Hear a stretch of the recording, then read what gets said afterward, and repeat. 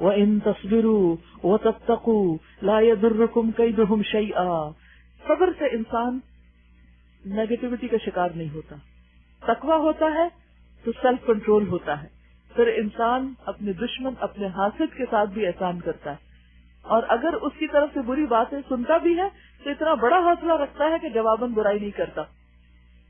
اور ہوتا کیا، کام خراب کہاں ہوتا ہے؟ جب مقابلے پہ انسان برائی کرتا ہے، ایک نے برا کیا، آپ نے جواباً برا کیا، تو وہ چھوٹی سی بات جو باتوں سے اٹھ کے جنگ و جدل تک جا پہنچتی ہے تو انسان کو مصیبت سے دوچار کر دیتی۔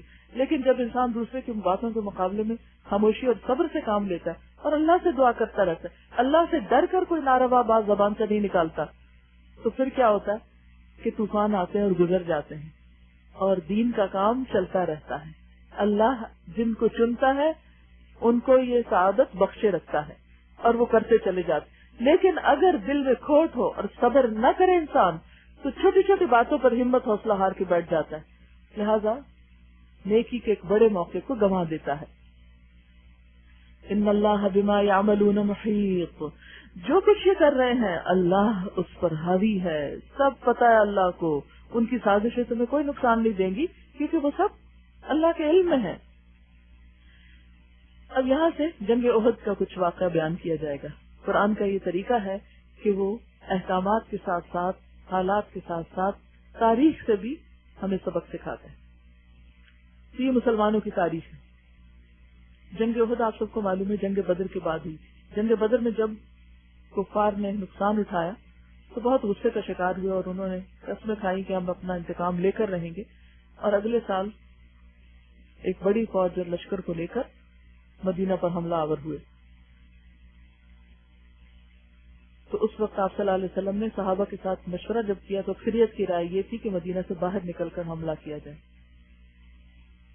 تو نبی صلی اللہ علیہ وسلم صحابہ کو لے کر صبح سویرے رخصت ہوئے احد کے میدان کی طرف۔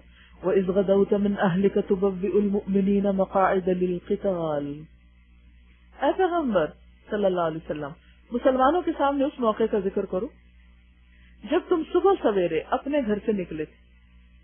صبح سویرے کے کاموں میں بہت برکت ہوتی، اس کے خاص طور پر غدوتا کا لفظ آیا۔ بہت سے لوگ صبح کے وقت کو گنوا دیتے ہیں اور اس کی برکتوں سے محروم رہ جاتے ہیں۔ نبی صلی اللہ علیہ وسلم جب سفر کا ارادہ کرتے تو ارلی مارننگ کرتے، اور آپ نے بھی تجربہ کیا ہوگا کہ جو کام آپ صبح کرتے ہیں وہ جلدی ختم ہو جاتا ہے، صبح کا سفر بھی ہلکا ہوتا ہے۔ تو نبی صلی اللہ علیہ وسلم جنگ کے لیے بھی صبح سویرے نکلے۔ اب پھر اہل کا ذکر آیا، وہ نکلے تھے لیکن اہل کا، کیونکہ گھر والوں کو پیچھے چھوڑ کے نکلے تھے۔ تو اللہ کے راستے میں نکلنے کے لیے بعض حالات اور مواقع ایسے بھی آ جاتے ہیں کہ جب انسان کو اپنے پیاروں کو پیچھے بھی چھوڑنا پڑتا ہے۔ کیوں نکلے تھے؟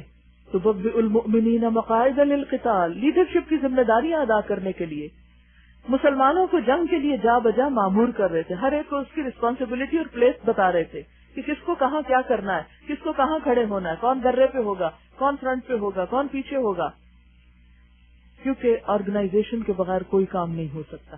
اس میں نبی صلی اللہ علیہ وسلم کا گھر سے نکلنا، گھر والوں کو چھوڑنا، صبح سویرے نکلنا اور میدان جنگ میں جا کر ہر ایک کو اس کی ڈیوٹی اور جگہ بتانا، یہ کیا ظاہر کر رہا ہے کہ دین کا کام کیسے ہوتا ہے، کیسے کیا جاتا ہے۔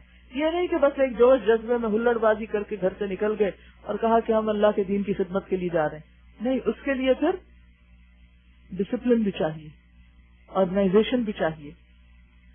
واللہ سمیع علیم، اور اللہ سننے والا جاننے والا ہے۔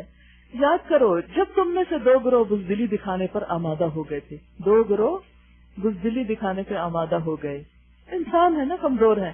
ہوا یہ تھا کہ مسلمان کفار کے مقابلے میں پھر کم تھے، وہ 2000 تھے، یہاں سے 1000 کا لشکر نکلا تھا، اور ہوا یہ کہ تھوڑی دیر باہر نکلے تو عبداللہ بن ابی جو منافق تھا اپنے 300 لوگوں کو لے کر واپس پلٹ گیا کہ ہمارا یہ مشورہ تھا کہ مدینہ کے اندر رہ کے جنگ کی جائے، اور انہوں نے اعتراض کیا نبی صلی اللہ علیہ وسلم پر کہ چونکہ آپ نے ہمارا مشورہ نہیں مانا تو ہم آپ کا ساتھ نہیں دے سکتے۔ بہت دفعہ ایسا ہوتا ہے نا کہ جب کسی اجتماعی معاملے میں مختلف لوگوں کی رائے مختلف ہوتی ہے تب ایک ہی رائے پہ کام کرنا ہوتا ہے نا، دو رائے پہ تو نہیں آپ چل سکتے، تو جس کی مان لی جاتی ہے وہ تو خوش ہو جاتے ہیں، اور اگر کسی کی نہ مانی جائے تو وہ ہمیشہ اپنا رستہ الگ کرنے کا سوچتے ہیں اور کام پھر بیچ میں ہی رہ جاتا ہے. بہرحال وہ 300 لوگ الگ ہوئے. جب وہ الگ ہوئے تو مسلمانوں کے 2 مخلص مسلمانوں کے گروہ بنو سلمہ اور ایک دوسرا بنو حارثہ اور بنو سلمہ، یہ 2 جو تھے ان کے دل بھی ڈاواں ڈول ہو گئے کہ اچھا وہ جا رہے ہیں تو ہم بھی جائیں.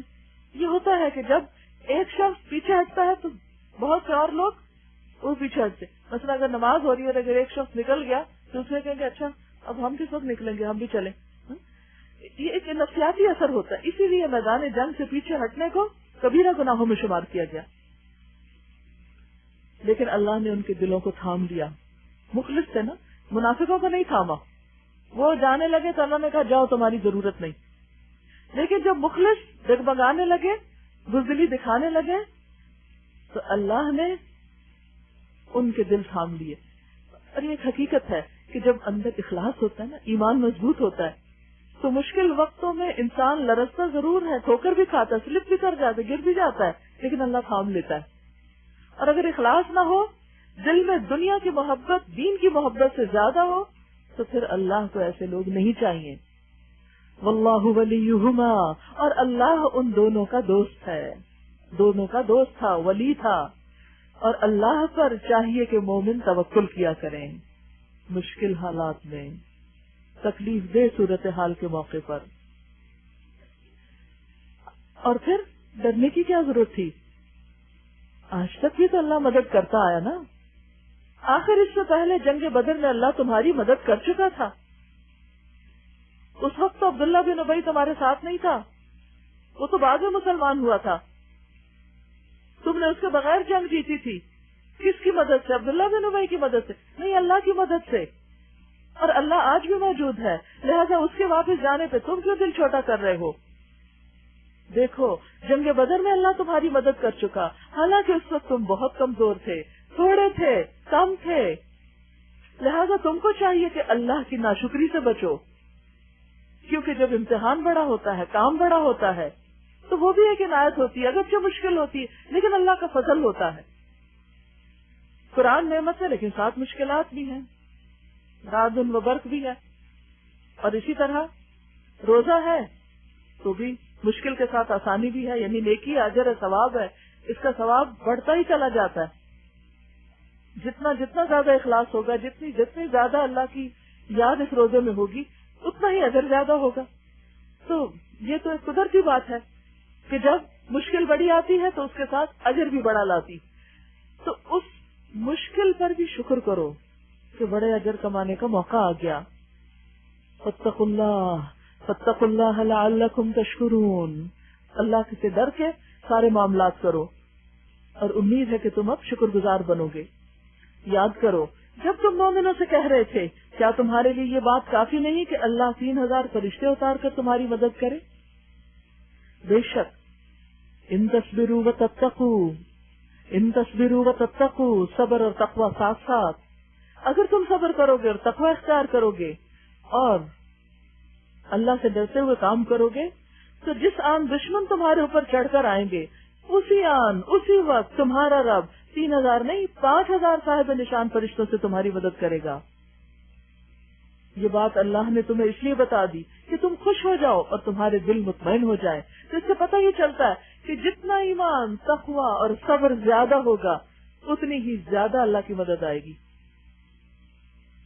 اللہ کی مدد تمہارے رویے کے ساتھ جیسا کرو گے ویسا بھرو گے، ویسا ہی ملے گا. وَمَا النَّصْرُ إِلَّا مِنْ عِنْدِ اللَّهِ. فتح و نصرت جو کچھ بھی ہے اللہ کی طرف سے ہے. کامیابی تو اللہ کی طرف سے آتی ہے، مال و متاع میں نہیں، اسباب میں نہیں. وہ تو صرف ایک ضرورت ہے، اللہ ہی نے کہا استعمال کرو تو کرتے ہیں، ورنہ اصل کام تو اس کے کرنے سے، اس کے کروانے سے ہوتا ہے. اس لیے اسی کو مضبوط تھامنا چاہیے جو بڑی قوت والا اور دانا و بینا ہے، العزیز الحکیم ہے. اور یہ مدد وہ تمہیں اس لیے دے گا، یعنی کیوں فرشتوں سے مدد دے گا؟ تاکہ کفر کی راہ چلنے والوں کا ایک بازو کاٹ دے یا ان کو ایسی ذلیل شکست دے کہ وہ نامرادی کے ساتھ پسپا ہو جائیں. اے پیغمبر صلی اللہ علیہ وسلم، فیصلے کے اختیارات میں تمہارا کوئی حصہ نہیں، کیونکہ جنگ احد میں مسلمانوں کو جہاں آپ نے اپوائنٹ کیا تھا کچھ لوگ اپنی جگہ چھوڑ گئے، ہوا یہ کہ مشرکین پہلے حملے میں جب ہار گئے اور واپس جانے لگے تو انہیں خیال ہے کہ کیوں نہ پلٹ کر پیچھے سے حملہ کیا جائے.